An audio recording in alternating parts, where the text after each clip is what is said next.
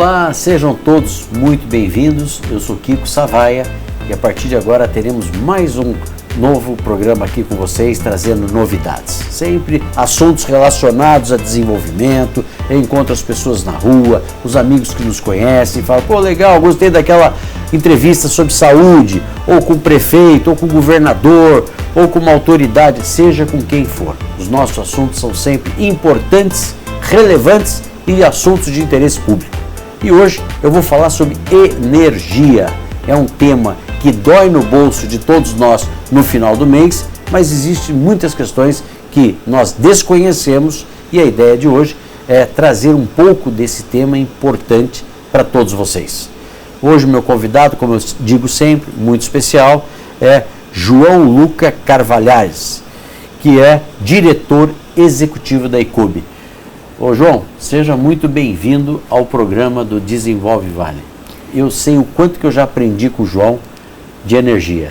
Manja, conhece e vai trazer um pouco disso aqui para vocês, nossos telespectadores. Seja muito bem-vindo, João. Kiko, é um prazer estar aqui com você, poder falar abertamente sobre o setor de energia. Energia, que é um tema de suma importância. Eu costumo falar que a água ela é o nosso principal ativo. E a energia ela não vem muito atrás. A energia, hoje tudo funciona através de energia. E eu trouxe um pouquinho dos dados que a gente tem aqui no Brasil hoje. O Brasil, em uma lista de ranking, é o 6º país com a energia mais cara do mundo. É o primeiro país em renda per capita de custo em energia. Então, a energia ela é um tema que é relevante, que eu acredito que a sociedade, ela precisa estar à parte de tudo que está acontecendo, porque é um tema fundamental para nós e que, de fato, influencia no nosso bolso e influencia na nossa vida. João, você está colocando que o Brasil é um dos países mais caros, de renda per capita de energia, 6º maior do mundo, né? Que pena, né? Um país com tantas fontes naturais, inclusive de energia, energia eólica e tudo mais, ouvir isso. Mas o nosso país está caro, né? A gente está acompanhando, não sei se são políticas públicas que estão erradas, que precisam ser observadas, porque nós moramos num país maravilhoso, com tanta estrutura natural e a gente começa a ver. Mas falando assim dessa questão da energia, que você já começou aí um ponto que é delicado.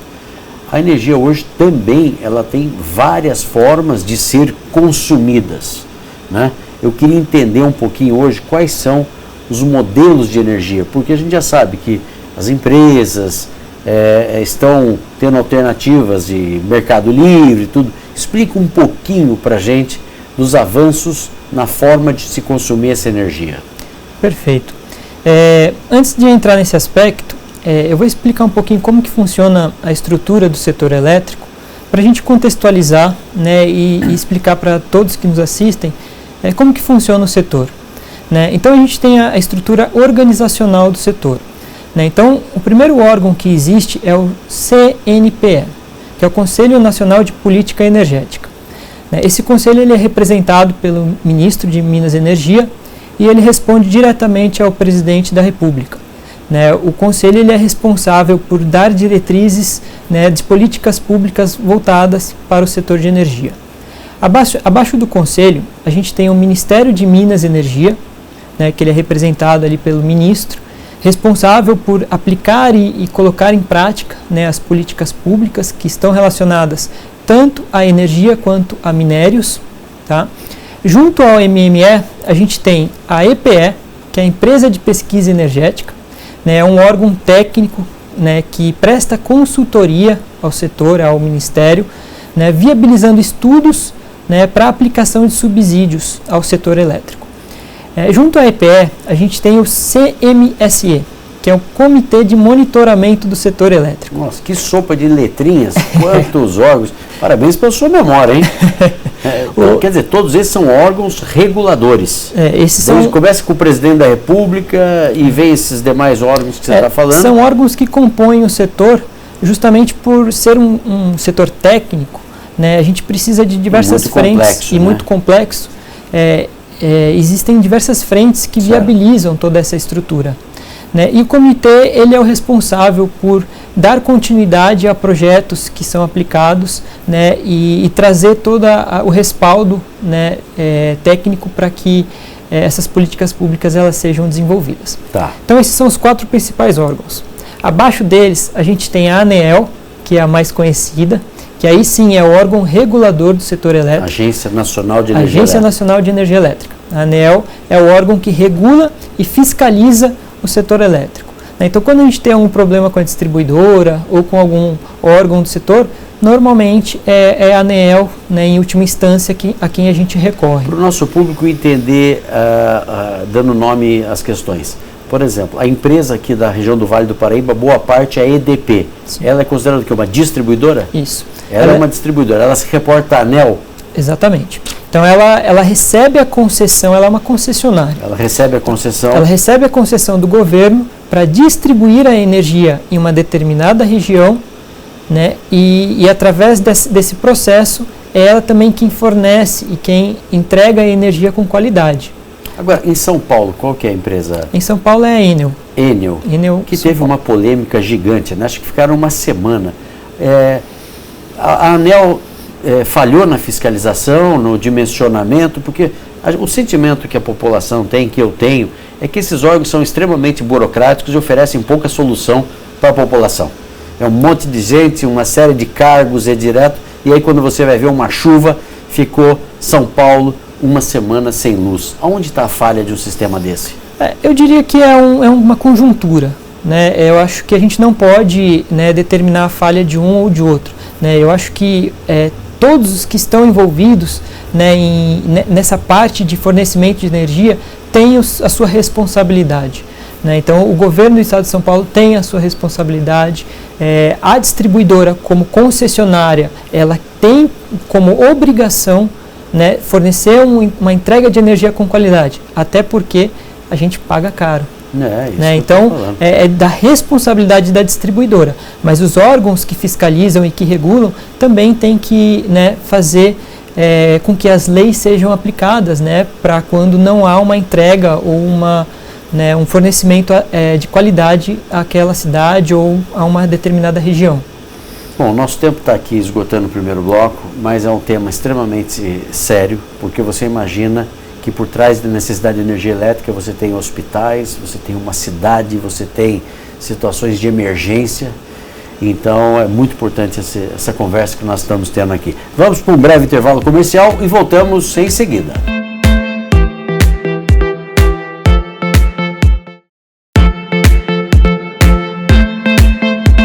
Muito bem, estamos de volta a um assunto extremamente importante. Você acha que está pagando caro a sua energia elétrica? Quais são as alternativas que existem, tanto para investimento no setor, quanto também para otimizar e diminuir o seu custo? Hoje eu converso com o João Luca, que é diretor executivo da Ecobe, que é uma empresa especializada nessa consultoria de energia. João, quais são as alternativas hoje de consumo dessa energia, de forma visando uma economia e visando também uma eficiência? Perfeito. O setor de energia, inclusive, essa semana foi aprovada uma MP, que a gente vai falar um pouquinho mais em breve. O mercado está passando por uma mudança significativa que ele vai impactar todos os brasileiros, né? O mercado de energia ele é dividido em 2 ambientes: o mercado livre de energia e o ambiente de contratação regulada, né? Hoje a maioria dos consumidores estão nesse ambiente, onde você tem a distribuidora, né, como fornecedora e entrega da energia. No caso aqui da nossa região, boa parte da EDP. Okay. Então você recebe a conta, você paga a parcela de distribuição. Nem questiona nada, o que nem questiona, não tem como questionar, você tem que pagar. Paga, senão fica sem luz. Paga, senão fica sem luz. Né? E o Mercado Livre, né, é um ambiente que ele existe desde a década de 90 e ele vem passando por um processo de abertura, né? E com essa nova MP que foi assinada essa semana, todos os consumidores terão acesso a esse mercado, né? O que significa esse mercado? Nós, como consumidores, teremos a possibilidade de escolher o nosso fornecedor. Quer dizer que se alguém que está nos assistindo não quiser consumir energia mais da EDP, pode ir para buscar uma outra alternativa? Perfeito. Independente do tamanho, se é uma residência, se é uma... Indústria, tudo? Perfeito. Isso Não, a partir dessa MP que foi assinada essa semana. Exatamente. Então, a partir de agosto de 2026, consumidores comerciais e industriais, independente da sua faixa, se está em baixa, média ou alta tensão, terão acesso a esse mercado. E os consumidores residenciais, a perspectiva é dezembro de 2027. Tá, a partir de 2027. A partir de 2027. Agora, a pessoa que quiser fazer isso, quem que ela busca para falar isso? Onde que ela procura uma informação de quais seriam as alternativas para alguém que queira migrar da sua distribuidora atual? Hoje existem diversas empresas que prestam esse serviço, né? A Icobe ela está se especializando e focando aqui na região do Vale do Paraíba, né? Porque o nosso objetivo não é vender energia, é trazer consultoria para trazer retorno e garantia de economia. Né? Então o nosso objetivo é trazer economia. Né? E então, como que funciona isso? A distribuidora, ela continua sendo a distribuidora, o papel dela é entregar energia com qualidade, mas o consumidor ele passa a escolher o seu fornecedor. Tá? Então há uma divisão na conta. A parcela infraestrutura permanece com a distribuidora e a parcela energia, o consumidor ele passa a escolher livremente o seu fornecedor. Agora, por exemplo, eu dou o exemplo da EDP porque todos conhecem que é aqui na nossa região. A distribuição continua sendo EDP. Sim. Então vai ter uma taxa que você vai pagar por isso. Isso. E o que você vai pagar de diferença é o seu consumo. É. Ah, entendi. Agora, o que faria alguém buscar uma alternativa de mudança? Redução de custo. Redução de custo. Redução de custo. Né? E sem investimento. Né? Existe a possibilidade também do consumidor, através de um investimento, né, instalar uma placa solar, por exemplo, que é a geração distribuída. Né? Então, isso muita gente já está fazendo. Isso muita gente já está fazendo. Então, através da abertura e expansão do mercado, eu acredito que o sistema ele vai se tornar híbrido. Né? Então, como solução e pensando um pouco no futuro do setor elétrico, eu imagino que o mercado livre, com placa solar e um sistema de bateria, vai se tornar um sistema mais robusto e os consumidores eles passam a ter mais segurança energética, mais qualidade de energia e mais economia. Você entende que esse é o futuro. Agora, falando aqui, nosso programa ele é assistido também por grandes empreendedores. Hoje, um shopping, um prédio, uma indústria, qual que seria a melhor forma que você entende para um consumo eficiente e com uma redução de custo? Porque nós temos indústrias e que o custo da energia chega a ser 20%, 30% do faturamento das empresas. É muito impactante. Indústria de vidro, que tem aqueles grandes fornos, né? Sim. Hoje, qual que é o caminho para essas grandes empresas? Hoje, o caminho ideal, ainda assim, é o mercado livre. É o mercado livre. É o mercado livre. Mas existem sistemas em que você pode transitar, né, em dois tipos de modelo. Né? Então, você pode, por exemplo, colocar o mercado livre e instalar placa solar zero grid, por exemplo. Né? Então, você aperfeiçoa o seu mecanismo, né, de utilização de energia, trazendo um resultado melhor. Né? Então, tudo isso precisa ser avaliado meio que individualmente. Perfeito. Então, cada um tem a sua característica, o seu formato de consumo, e isso precisa ser analisado. João, me fala uma coisa. Hoje, as placas solares, né, energia fotovoltaica, como tecnicamente é conhecida, o Brasil hoje tem já um número expressivo de instalações ou ainda é muito tímido? Hoje os números de placas solares, elas são bem expressivas. Já são expressivas? Já são expressivas. Eu diria que construções novas, está todo mundo partindo para isso, sim, né? Sim. A gente tem uma expansão muito grande no setor elétrico em instalação de placas solares. Né? Tanto placa solar quanto energia eólica. Mas hoje o Brasil ele tem um problema que é na parte de transmissão. É a nossa capacidade de transmitir energia. Então não adianta só a gente investir em geração. A gente também precisa investir em estrutura. Porque senão a gente vai ter muita geração e pouca capacidade de escoamento energético. E esse problema de distribuição está relacionado à infraestrutura? A infraestrutura. Que é um problema grave do Brasil, né? Não só na energia. Não só na energia, né? Parece que nosso país demora para entender que quanto mais produtivo for o país, mais eficiente, melhora para todo mundo, né? Exatamente. Eu acho que faz parte da nossa concepção e da nossa cultura participar mais dessas informações. É importante. Né? Buscar informação de lei, o que o governo está fazendo, quais são as políticas públicas. Né? A transição energética no mundo está avançando de uma forma muito rápida e parece que o Brasil está ficando para trás. Então cabe a nós, como população, questionar os nossos poderes públicos, questionar os nossos políticos, para que cada vez mais o Brasil esteja na vanguarda do setor de energia. Muito bem. João, nós temos um breve intervalo, um tema extremamente importante, porque ninguém vive sem energia, mas eu queria falar no próximo bloco dos custos para quem paga a conta de luz. Vamos para um breve intervalo comercial e voltamos em seguida.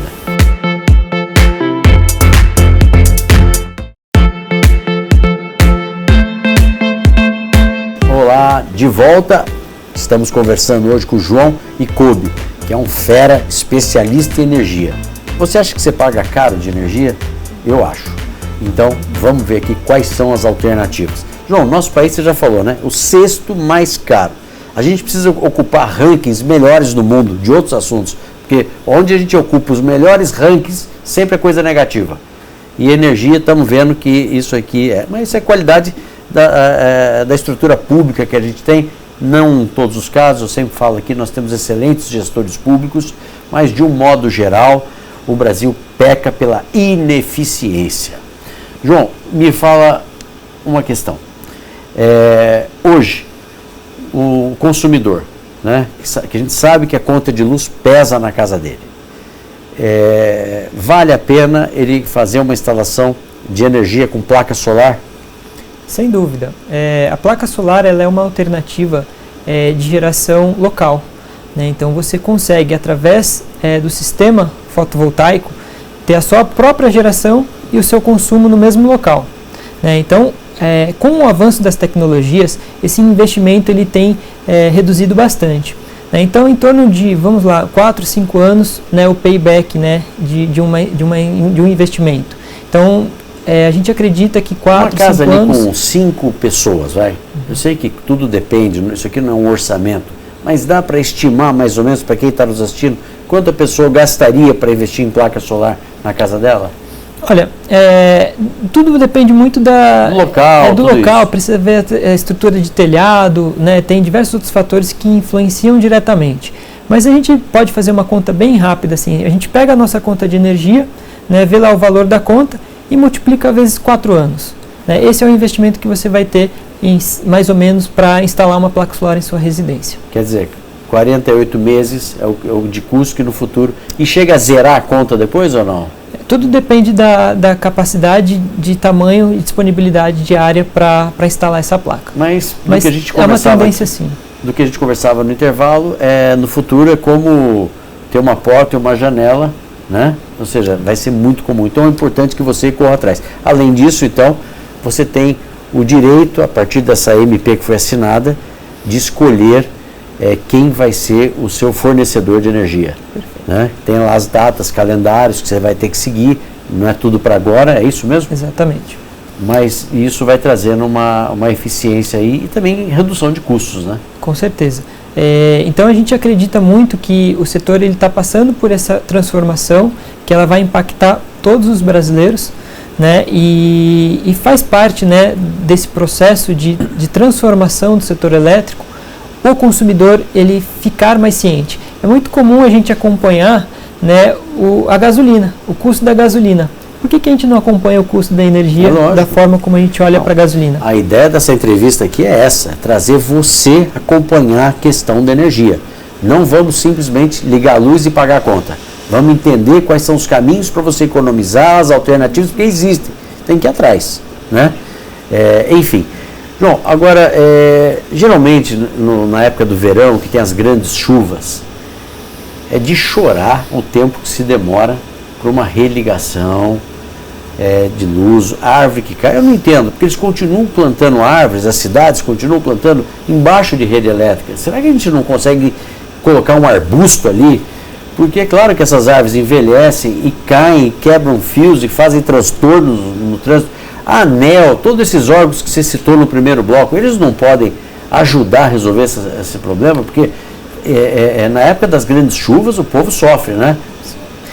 Esse é um ponto de muita relevância e eu acredito que nós, como consumidores e cidadãos, devemos cobrar sim essas instituições, mas também podemos, né, através da abertura do mercado livre, através do uso do sistema de placa solar, nos tornarmos mais independentes também. Perfeito. Né? Então, por exemplo, com o avanço da tecnologia, a gente tem um sistema de bateria. né, que a bateria ela vai trazer a possibilidade de eu me tornar independente. Então, com uma bateria, eu tenho qualidade no setor também. Quer dizer, daria para a gente falar aqui muito mais, né? Sim. Então, existe essa preocupação e temos que realmente buscar essas alternativas, né, João? Sem dúvida. Perfeito. Gente, o nosso tempo aqui está esgotado, mas a grande mensagem está dada. Existem fontes de consumo de energia alternativas que é importante que vocês conheçam. João, nosso tempo aqui esgotou, mas eu quero agradecer muito e estaremos sempre abrindo espaço dentro do Desenvolvale para essa temática energia que é fundamental para toda a sociedade. Muito obrigado de participar conosco. Viu? Eu que agradeço, Kiko. Conversamos então com o João Luca, que é diretor executivo da ICOBE, trazendo aí um pouco do cenário sobre energia. A você, telespectador, muito obrigado pela sua audiência e fique agora com o SBT Brasil.